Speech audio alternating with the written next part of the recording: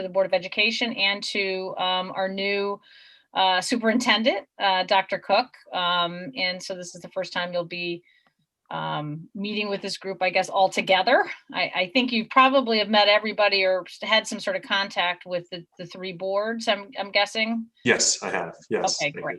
Okay, good. And so I think that I know you have some materials you'd sent out earlier. I'm assuming you just want to do a screen share and do it that way with your presentation. Yes, thank you. Stacy is going to run the PowerPoint for me, and Chairman Cowley's going to kick us off, and then turn it back to me, and we'll bring you through our PowerPoint as quickly and painless as possible. All right. Well, I guess the question is whether I can filibuster from now till 7 o'clock. I've got a telephone book here, and we'll just start at 8. But it's good to see everybody here. Thank you.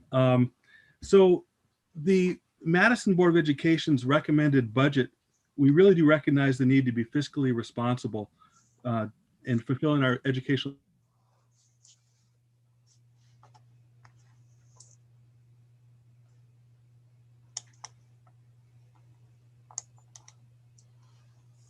Oh man.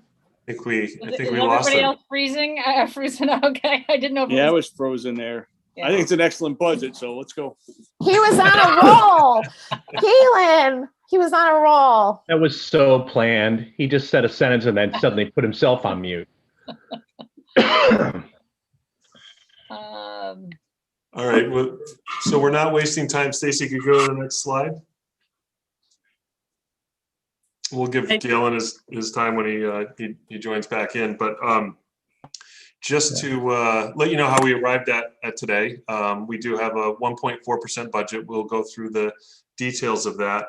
I was very fortunate that the interim superintendent in Madison, Dr. Patty Fote, involved me in the process throughout and really ran a full process as an interim. And she worked with the schools to develop what you see before you tonight. She did, just a tremendous amount of work. And I was fortunate I was able to spend, about 2 days a month in district after my appointment and up until I started on December 7th. And so I was able to put some, fingerprints on the budget, but also, learn as much as I could about the process. It is, as Chairman Cowley was sharing, a lean budget, but very fiscally responsive. And we're going to show you, how we arrived at the number, go through personnel benefits, health insurance, curriculum instruction, technology, special education, and the whole comprehensive budget. And, we'll share how we arrived at that. So next slide, Stacy.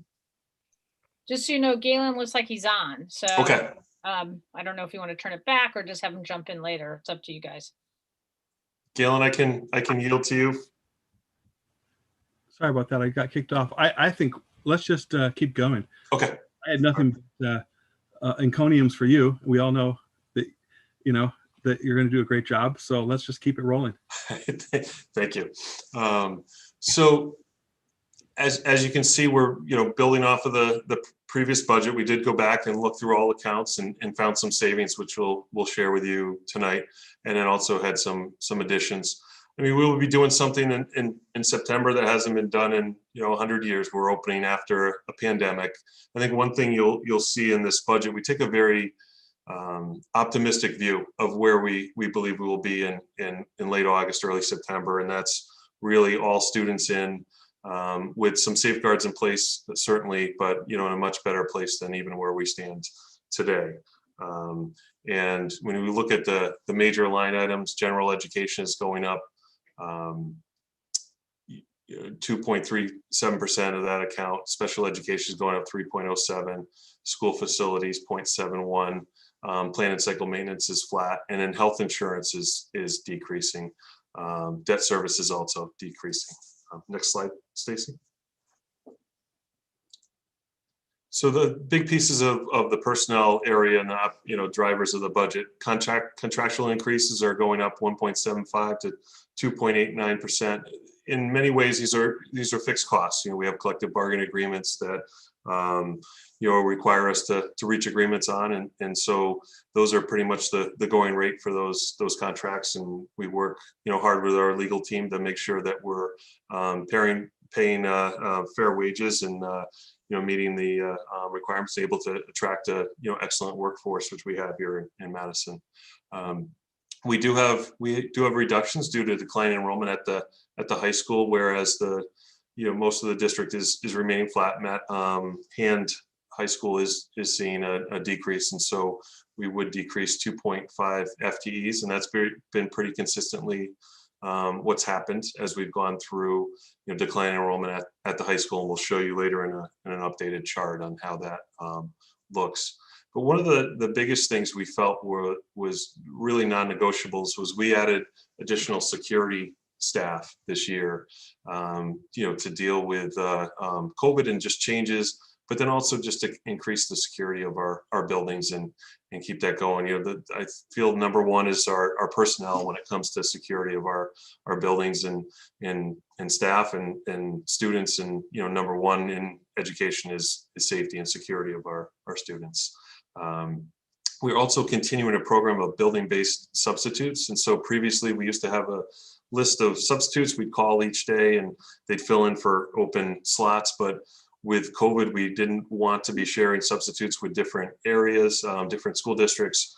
We wanted consistent staff, and we moved to building-based substitutes. That has been a better service delivery model. It's made for some challenges when we have more people out than substitutes, but it is a little bit more expensive. And so, but we would continue that knowing there'll be some restrictions and also knowing that it was a better delivery model. We have some budget assumptions, which we'll go over as well, and 2 new positions. And then we have an increase in pension and payroll taxes, which we'll go over in the next slide.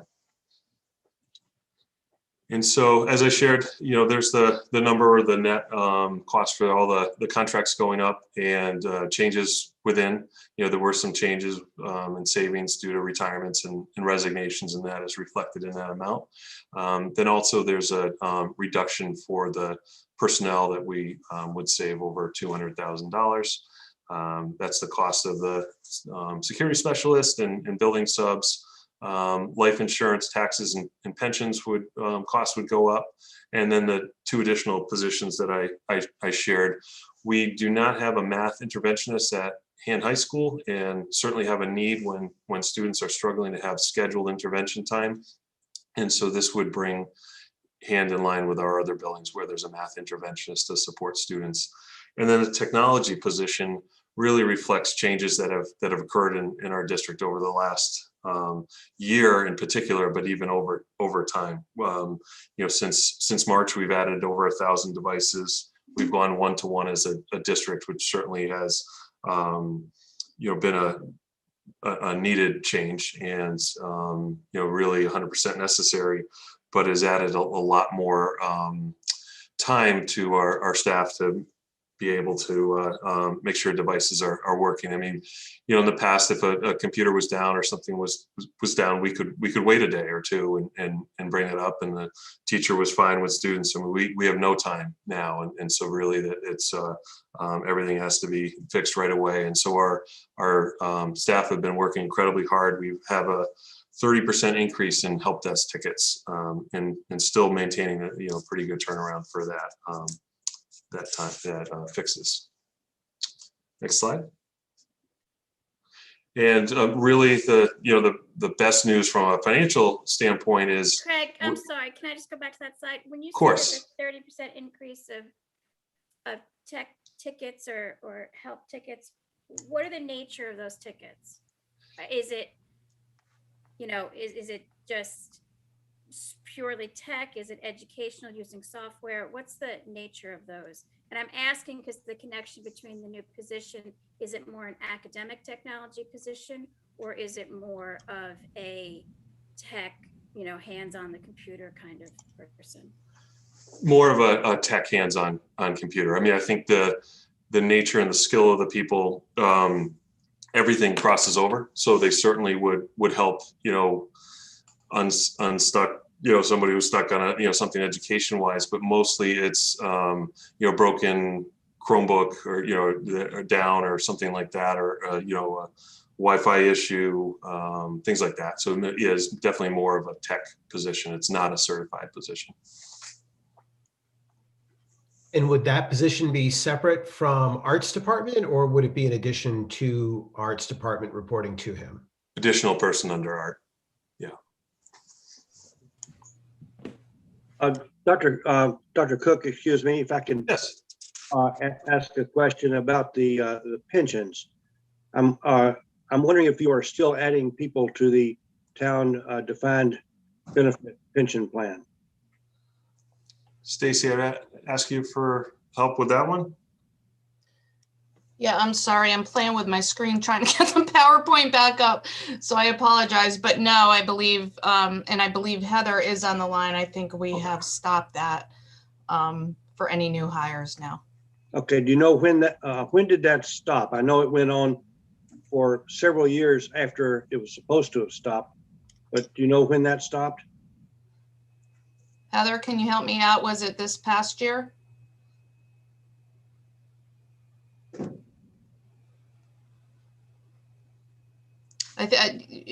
Hopefully she'll tune in soon. But I do I'll believe just check, Stacy, and get back this to past us. fiscal year, Yeah. not this Yeah. year. That Past year. would be a surprise to me if we were still adding people to the pension plan. So Okay. it's a good point to get clarified. So Yeah, it was a surprise to us when we found out that they were still being added. And Dr. Cook, I realize was before your time, but okay, maybe we could get some information of that. Yeah, if Heather's able to join us throughout the call, we'll have her address. If not, I'll get you an answer tomorrow. Thank you. Dr. Cook, just a couple of questions. Could you talk a little bit more about the math interventionist? What is a math interventionist? Sure. So what we have now at the high school is obviously we have a full math department that works with students teaching the courses that are offered at the high school. We also have a math lab that is staffed by teachers during their free periods that they support students when they drop in. And so students who might be stuck on a particular problem or an issue, they will drop into our math lab. But beyond that, what is really a need is an interventionist to work with students on a scheduled basis. So this person would have a specific meeting time with students or a group of students who are struggling in a particular area, and they would work with them directly. And so we know one of the biggest indicators of college success is algebra, completion and grades in algebra. It's one of the first things that colleges look at because of that. And so we know if our students can start off strong in math and get the support that they need early on, that they would be more successful at Hand High School and beyond. And so, I think that what we are finding is that typically that math lab is utilized by students that are already pretty successful, but they just might be stuck for a small amount of time, and they utilize that and then go back. But students that need additional support would go to the interventionist. And why not their teacher? Because their teacher wouldn't necessarily have the dedicated time to support them. So they would be teaching other courses, particularly at that time, throughout. It's beyond, let's say, just some time after school, which certainly happens, or the math lab certainly happens, but it's support beyond that. Doesn't it have something to do, Dr. Cook, with tier 2 and tier 3 as well, in terms of identification towards special ed? So it's sort of that extra level of help. My wife is a math specialist, by the way. Okay. Absolutely. Yeah. Are you looking for a job, Scott? Or are you trying to? Well, you never know. I'm doing the networking thing right now. So there were two things from the Board of Ed side on these two positions that were important. One, I think, being that the math interventionist that is the high school is the only building that doesn't have a math interventionist. And so we felt, especially coming out of this COVID year, it was important to make sure that we provided extra supports for students. And the technology support specialist, given that we have upped our technology to a one-to-one Chromebook, we felt like it was really important and a smart fiscal decision to make sure we had a specialist to service the increased technology that was in the district. Is this person the endpoint for this strategy, or do you envision adding others? It seems like one person spread amongst all of the students in the high school is pretty thin. So now I'll use what Mr. Murphy teed me up for. So Yeah, this is really our tier 3 support. So tier 1 in a high level quick view is what every student receives. So tier 1 instruction is in the classroom, teacher working with the entire class. Tier 2 is students who need a little bit more support beyond that. It could be within the classroom, it could be outside the classroom. I think that math lab that I described is really a tier 2 type support. After school help, small groups within the class. But for our neediest students in whatever area that may be, would be tier 3 support. And so this would be an example of a tier 3 support that we're lacking right now at this one school. Doctor, yes. a quick question. Normally it's not easy to get science and math teachers, and I don't want everybody to throw rocks at me, but do you think that's going to be enough? And do you feel you'll be able to fill that position with the quality that you want? Because I think math is extremely important. Great question. It's not often that you can find a math teacher at the beginning step. But what we would hope to do is that someone within the department with some experience would take this position, that would be able to, and we'd be hiring a brand new math teacher, to fill that spot. So, internal movement. And if we know early enough, we could get out there and start recruiting for the new position. Thanks. So just to clarify, so this is addressing a tier 3. Wait, can we hold on? Everyone's chatting at the same time. Bruce, can I let Aaron go? Sure. Thanks. Dr. Cook, question on the tier 3.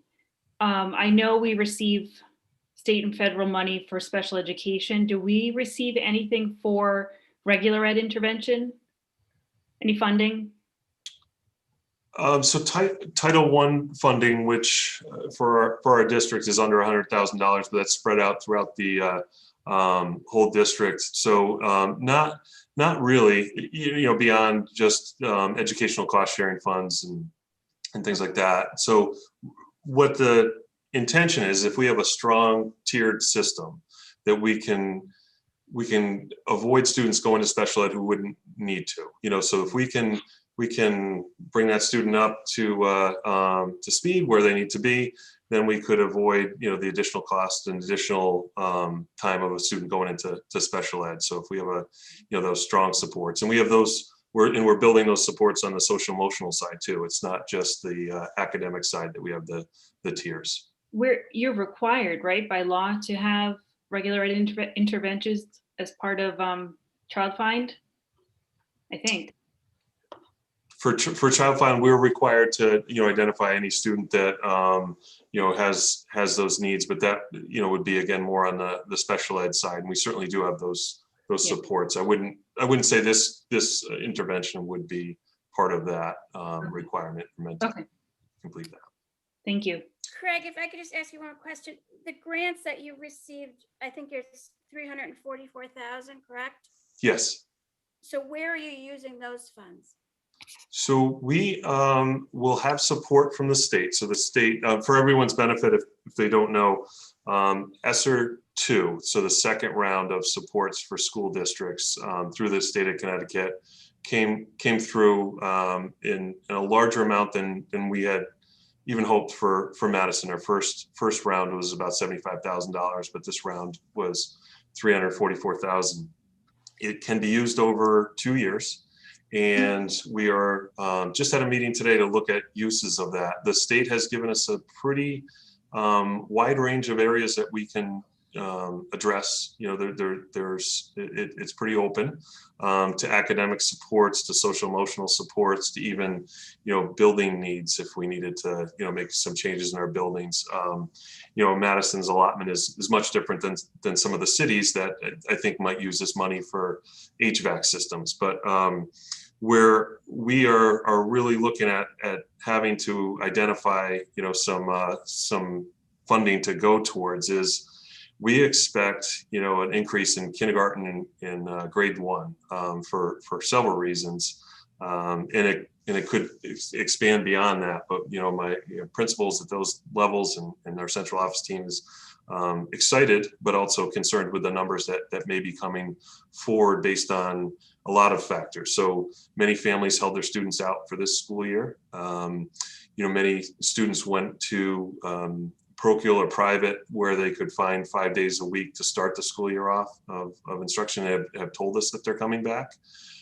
We've seen a lot of new families moving into town and are starting to let us know that they're coming next year. And so and we I think normally without the pandemic would have seen an increase beyond what we're seeing. So one of our discussions today was potentially putting one teacher at each of Ryerson and Jeffrey to be prepared for that increase, and that may not be enough.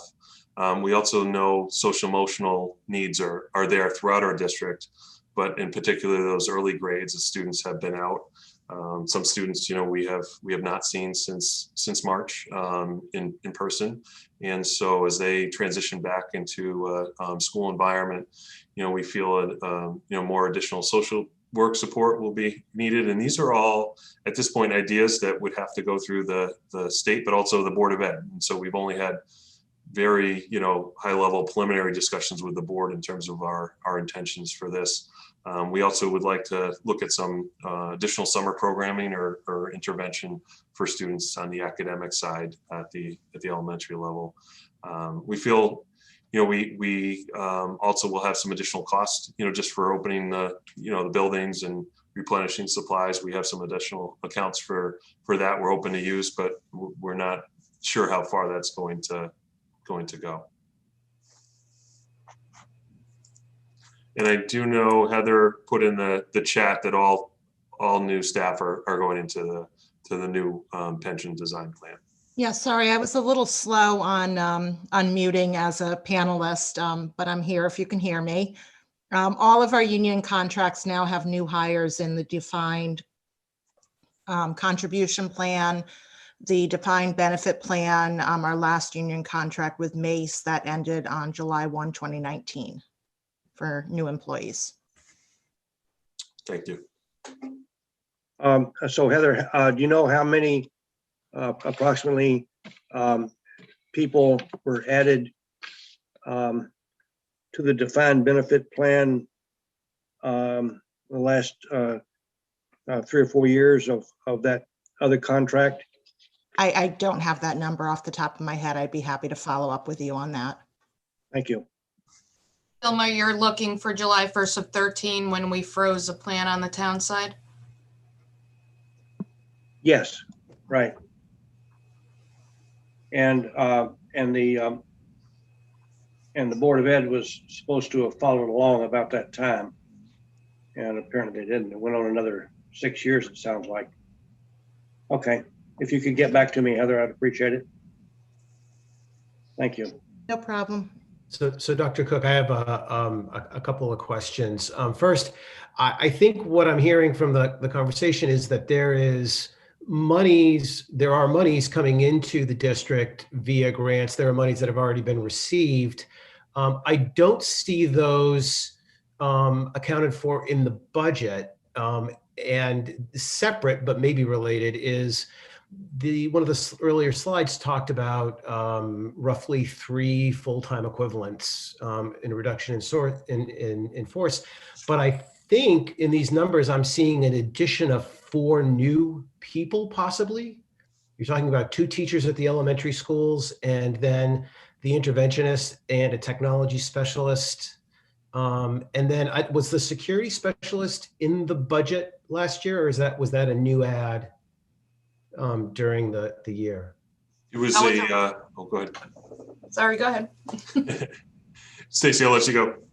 I was just going to say that was a reallocation within this budget year based on the COVID model. And that's not an SRO, correct? No. Right. Those are school staff. And then in terms of new positions, the only new positions in this budget are the 2 you see on the screen right now: math interventionist and technology support specialist.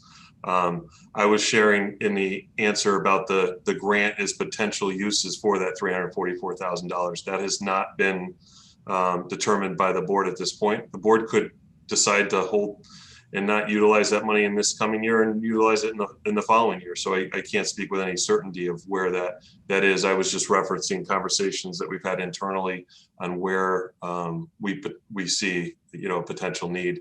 I would think that that's going to be where that money will be, spent, some of it for next year, because we already are sitting with class sizes of close to 20, and there's not a lot of wiggle room in K and 1 when we go towards next year. So this money could be spent over 2 years. So if the board was to deploy that money over 2 years, it would be on a program that then expired, right? That it wouldn't go into a third year because there would be no money for it. Is that what your thinking is? At the end of those 2 years, I think we'd have to make the decision whether the program could expire, whether there's another grant to fund it. I've heard of some additional supports potentially coming down the road from Washington to school districts, again through the state, or the board would make the decision to add it to the budget. That there could be that third option that 2 years from now, we're talking about, something that was in a grant then coming on to a budget request. And is there no? Yeah, but I think that the highlight though is if enrollment goes up, you have to stay within the guidelines of the Board of Education in terms of class size. So there's going to be a need possibly, if that happens, to add additional teachers in the future. And that's not something that I would, think that you could look at as just funding through grants in the long term. That's going to have to be a conversation about the budget, because it's just the math, right? In terms of class sizes and how you balance it amongst the schools. Right. I think we're going to see a shift. The hand is supposed to continue to get smaller. It's really going to slow down that decrease in the coming years. But we're going to see. I feel like elementary, we're gonna see that increase. I think for the most part, the families we're seeing move into town are have younger children. So I think that's where we'll see that. And in future budgets, it would be that really redeployment, rather than the reduction at hand. We may be trying to address the elementary increase. Peggy, I agree with you 100% that the class, increases to the enrollment, organic increases to the enrollment have to be addressed, and they have to be within the Board of Ed guidelines. That's just common sense. I think, what I'm looking at here is a budget that doesn't accommodate any new teachers, but also doesn't account for funds that the district is getting in. And I would really love to see all of the funds accounted for, the expected funds from the town, the expected funds from the grants that have already been awarded. And I think the Board of Ed really should be working on a plan to deploy those funds. If otherwise, just to put them into the operating budget. To clarify, we are working on that plan. I believe the funds, really became secured following the budget going to the boards. I think it came in around that time frame. I think it was either January 31st or somewhere around the 1st that we were notified of how much we were receiving from the state. So I think it all kind of hit. There was no way for the board to really anticipate this when they were building their budget.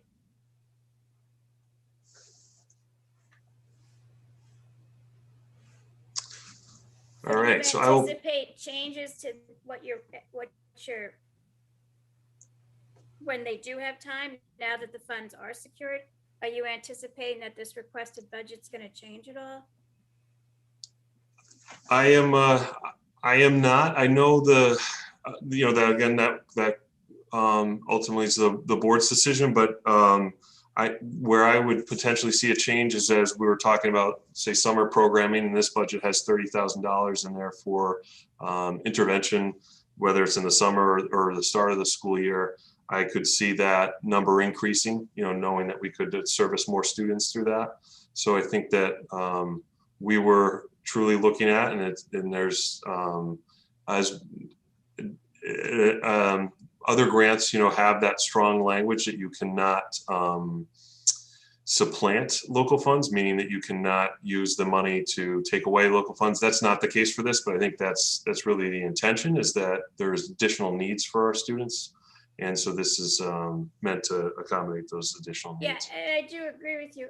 I guess, and I do understand the fact that these funds were not secured before this budget came out. I guess when you talk about the 30K, that's a far cry from 344,000. So I just would like to see the opportunity for the Board of Ed to go back, now that you have these funds, and look at where they can be used. Not, I think if there are programs in here that you believe are related to helping students through coming out of the COVID and opening, as you said, robustly in the fall, the Intervention Academy, I think, was what the 30K was. So my assumption is these funds could use to help.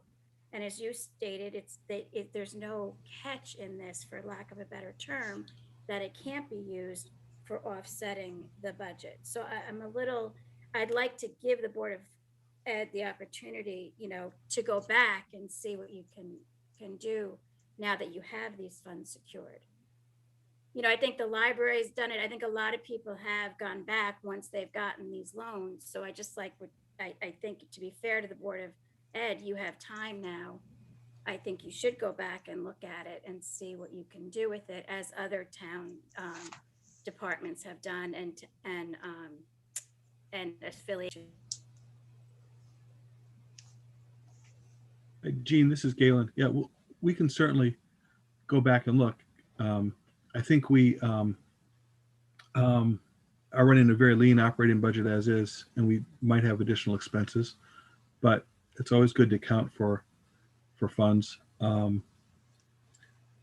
Yeah, and certainly anything that would be related to, if there were one-offs, I think at one point Dr. Cook had talked about, if you need PP, whatever it is, in order to reopen, I think that's something we can look at even as a special appropriation. I'm just concerned that the Board of Ed has not had an opportunity to try to use these funds within their requested budget. And not through any fault of their own, they weren't secured at that point. Well, again, no promises as to the outcome, but we'll certainly take a good hard look at it. Okay.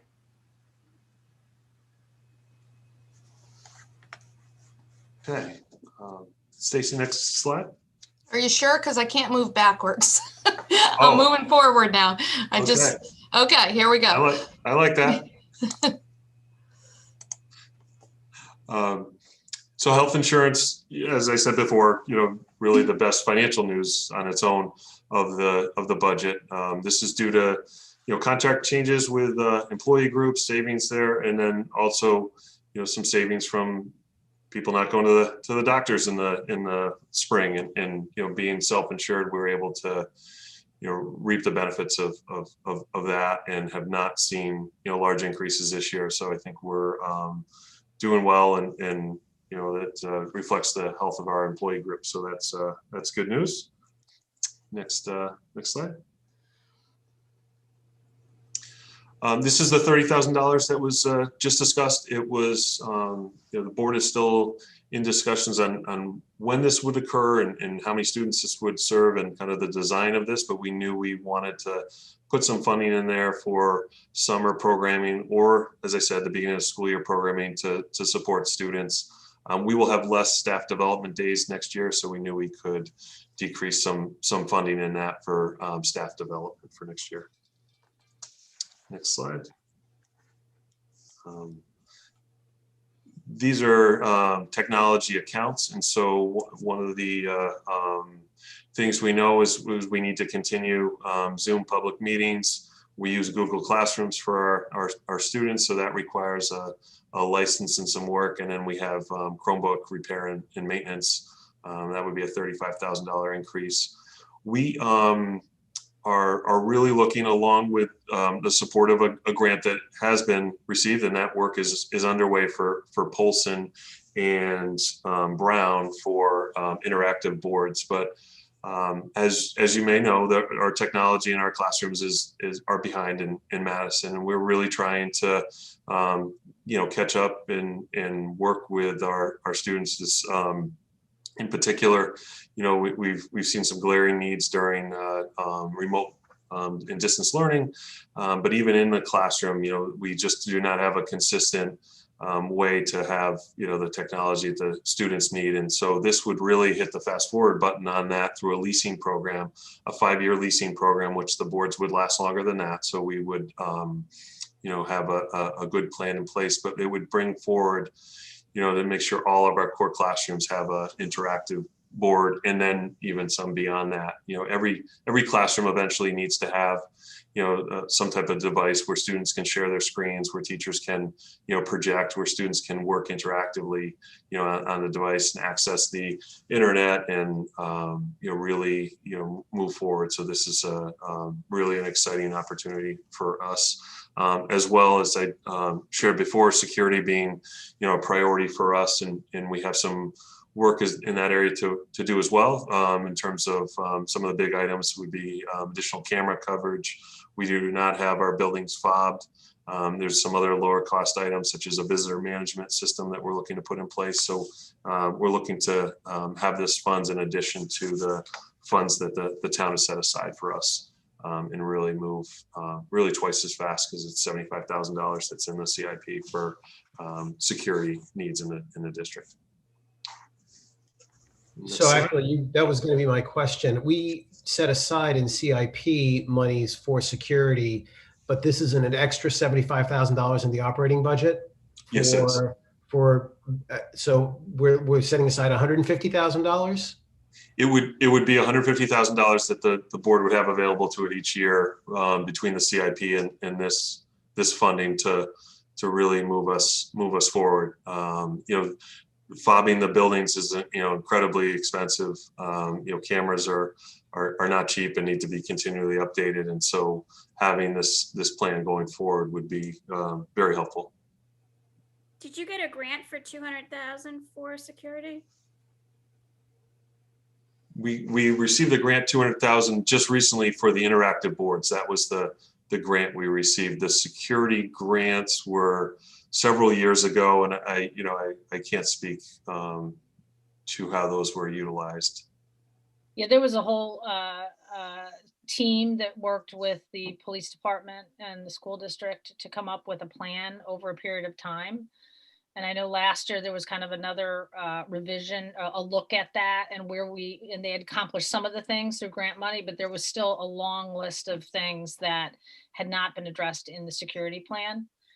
So I know the Board of Ed had gone back and tried to prioritize some of that, and obviously focusing on buildings that they anticipate will be open. Yeah. Versus, so none of this is going into schools that we don't anticipate being open, but Right. but, Yeah, I don't disagree with that, and it's smart. I mean, we should have fobs. I'm not arguing that. I just thought there was a new grant. Stace, was there a new grant? Yeah, that was the that we got for Brown and Polson for the 200,000 for the technology that we did use to cover some additional classrooms at those schools. And that's above the 344? Yeah, this is totally separate than the 344. Those were ESSER funds. This was a different grant that we applied for. I think Art may be on here. He could explain. I can clarify that though. That was for the interactive boards though. Gail and Art wrote a grant that we were eligible for through the state, and that was for interactive boards. So it was specifically for that, could not be used for anything else?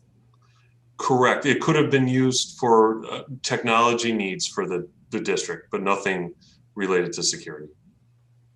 So cameras would not be considered? Right. No, I don't. That would not have been an eligible use of that. It had to be something related to students' use of technology in distance learning. So wouldn't these two equipment programs be better off dealt with in the CIP or a separate special appropriation just to get them built in and done? Because these don't look like recurring cost line items. I guess maybe I'm asking that to Stacy and anybody on the Board of Finance who wants to jump in. Yeah, the problem with the Board of Ed, there are, non-recurring expenses in the operating budget. Historically, it's always been like that. So I do think this was the opportunity for the Board of Ed to add, the cost for these needs that they see coming up. To be part of CIP in the future, sure, if there's a long-term planning for it, but this was identified during the, the planning process and during the budget process. I mean, I think arguably this is going to be a recurring There's some expense. The technology is going to be needed, and if anything, continuing to improve and change over time. So it's a recurring expense, absolutely. So couldn't agree more with that, Peggy. Finish up the interactive boards. That's the second bullet, correct? Yes. So that's leasing program of 102. You received a grant for 200, correct? I just want to make sure that I have all the numbers. So where's the rest of that? So installation. The 200,000. I appreciate your insight. Can you let them answer? Yes, of course. Go ahead. Thank you. So the 200,000 is related to interactive boards for Polson and Brown. That's the only two schools that could be used for. So that will take care of the core classrooms in there. And so the work that Art has done with his committee in the price that they're doing includes installation, electrical, and everything, to getting it ready to go. This was really running a parallel track to that grant application in terms of trying to get the entire district moving forward. And so this is a 5-year lease, $102,000. We did reduce it once we received the grant, and that would make sure all core classrooms in the district have interactive boards. And it is a reoccurring cost because, we view that as probably about a 7 to 8 year life on the boards. They'll be obsolete. I can't imagine where we'll be in 7 years. From now. And so that would, and then same with the security, the cameras have about a 5 to 7 year shelf life as well. And then there's such great newer technology out there that happens. Certain things in the security, I think there'll be, when they're done, the new cost won't be anywhere near what it is initially, but it will always have recurring costs and needs. This is Galen. Can I ask a quick question? So the 100,000 is for the equipment, but another 100,000 would be for installation or work to install it? No, that will cover everything. The lease program at $102,000 a year for 5 years covers everything. Okay. I just want to be mindful of time because we've got probably 13 minutes left, I think. So sure, I can get there. The next slide, Stacy. So special education costs that we've had some good years in the past where we've been able to, hold the line, and in other years where changes in law or just changes in student enrollment impact us. This is some of both. The second bullet point is a change in law that requires us to provide services to age 22. So there's 5 additional students that will stay for that additional year. 4 students new coming on that graduate from Daniel Hand, and we are we're entitled services through age 22 now. And so there's additional costs for that. And then as well, transportation, public and private placements. So typically outplacement facilities raise their rates that we don't have, a lot of say on. We try and negotiate, but 2 to 5% each year. And then there's, transportation costs and additional students outplaced from time to time. Next slide. Just a different way to look at where the costs are, where some savings are, as we move forward and how we get to the 1.4%. Next slide. So I know this is a slide that's been presented in the past, ongoing, and so as we've seen decreases in enrollment. We've decreased FTE to meet that. It's certainly transparently, that it's 1 FTE per 23 students. So needs have changed. Certainly, I think we have more special education staff. We have more, intervention staff than we had before. So, as needs have changed, we've also had to, retain some of that. But it's, I think it's impressive that the board continues to show that, we're doing that to reflect the decline in enrollment. Next slide. One of the things we did with the administrative team was really just talk about, what else are we deferring, through this budget, as we didn't have that chance to go, for say a larger budget. Obviously, as I said, we're having a positive outlook on COVID and where things will stand in September. We identified early on, we wanted to expand that intervention academy. That grant will give us a chance to look at that. We had been replacing classroom furniture as we've gone through our buildings, and in some ways have taken a step back on that as we have had to go back to more traditional desks, that are separate from desks. A year ago, we talked a lot about, furniture that could come apart and go together so students could work in groups. That's obviously ideal, but we're kind of pausing on that. But there's definitely some need for furniture, our elementary schools, interactive displays for all classrooms. So eventually we need to be at a point where every single teacher has an interactive display regardless of what they're teaching. I think there's a lot of camera needs, as we said, and building the size of hand. Have been looking for a security position for several years and been unable to fund that. Next slide. Just again, another way to show where the cost drivers are going, but I think the next slide will put us in a position to just be able to answer any questions. And I apologize. I know we've gone through some of that very, very fast, but wanted to be mindful of your time tonight in your next meeting. And we can, as I said, answer any questions now or follow up later.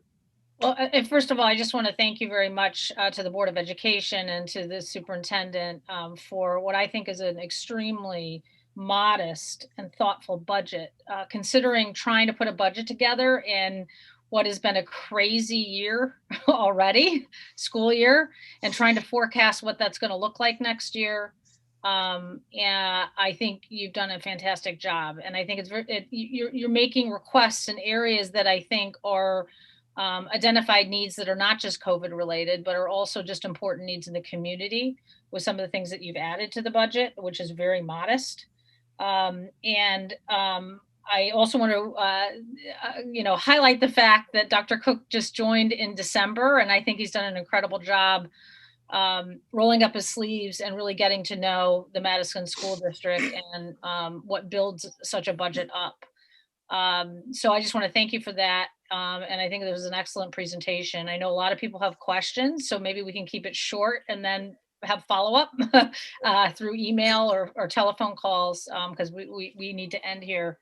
In the next, we got 9 minutes left. So A quick thought is that a very modest budget, and what we talked about the Board of Finance a lot, is making sure that we don't have, valleys and peaks. And my concern is this budget is a little too modest. And that's, I know they have some grants that'll be available for 2 years. We all know that the Board of Ed, they get a lump sum and they do the best they can to educate the children of Madison. That was just my concern, because Bruce brought up a good point before. There's nowhere in this budget for new teachers, and we all believe that there'll be more students. So I just want, Dr. Cook, I think you did an excellent job, you and the team and the Board of Ed, but just be mindful of that.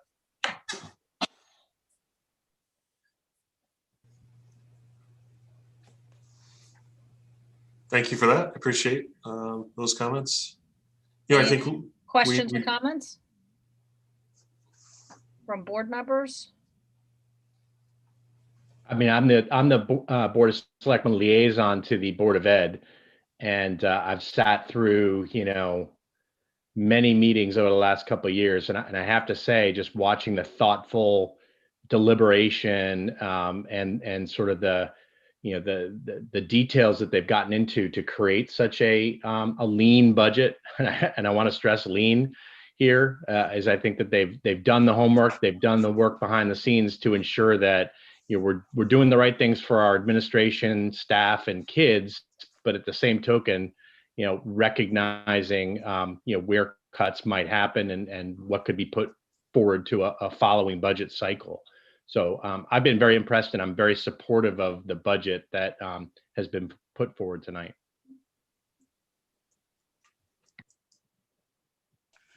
I'd like to also add my support for this budget. If anything, I like the way John Picard stated it. If anything, I'm concerned about your listing of the needs deferred.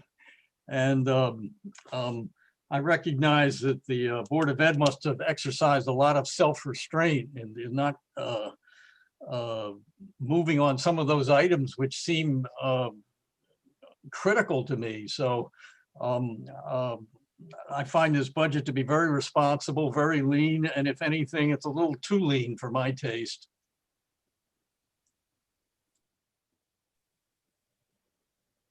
Am I allowed to talk? Do I have to raise my hand? I just want to say I hope that all of the other board members remember that in the midst of this pandemic year, we're also asking to go to a referendum.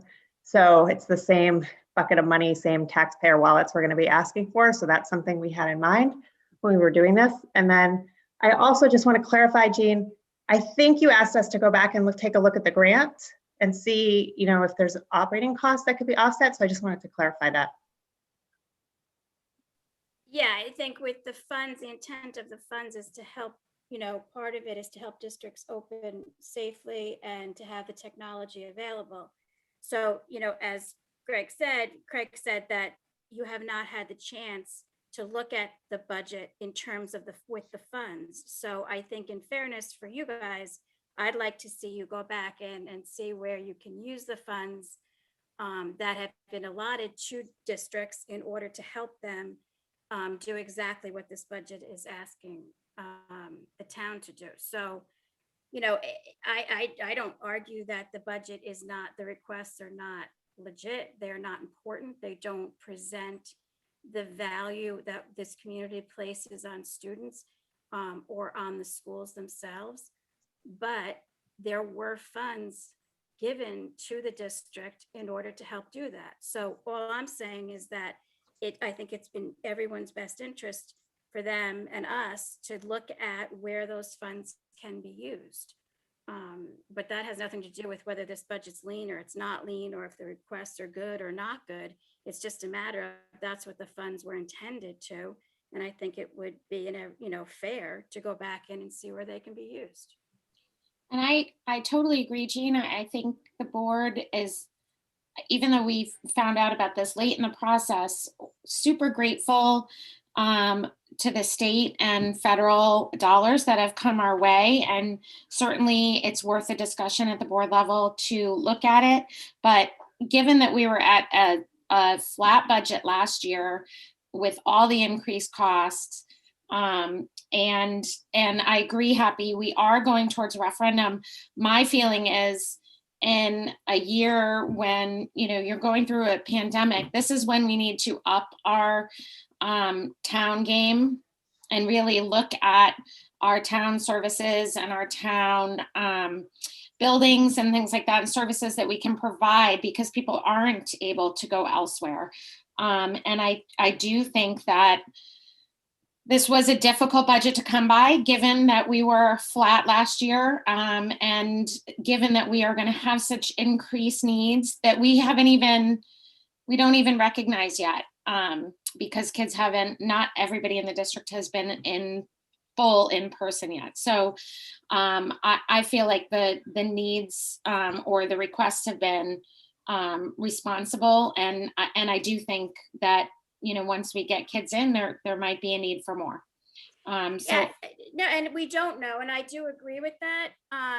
But I think when you look at what's happening on a federal level, my assumption is there are going to be more funds to meet some of those needs. So yeah, and I agree with you. My fingers are crossed too, and there should be funds. I mean, I'm 100% in support of that.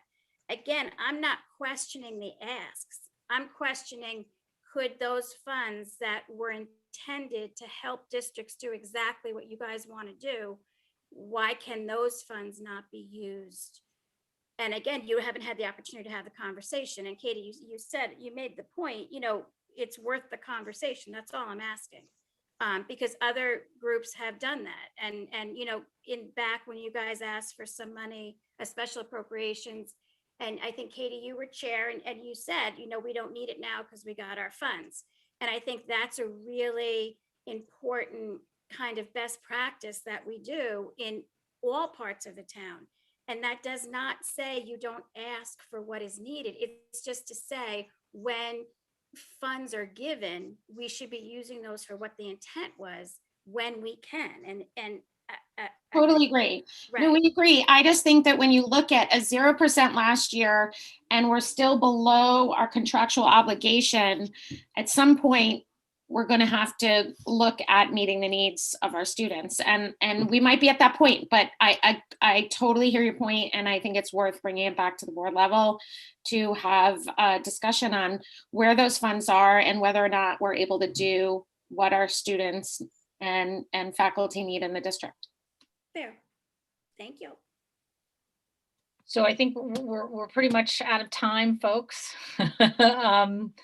But once again, thank you very much for the presentation. I'm sure you'll be getting some follow-up emails or phone calls, with any specific questions. And well done, and there's a lot of information to digest here. So thank you very much, everybody. All right. Thank you. Thank you. Good to see everybody. Good Thank night. you.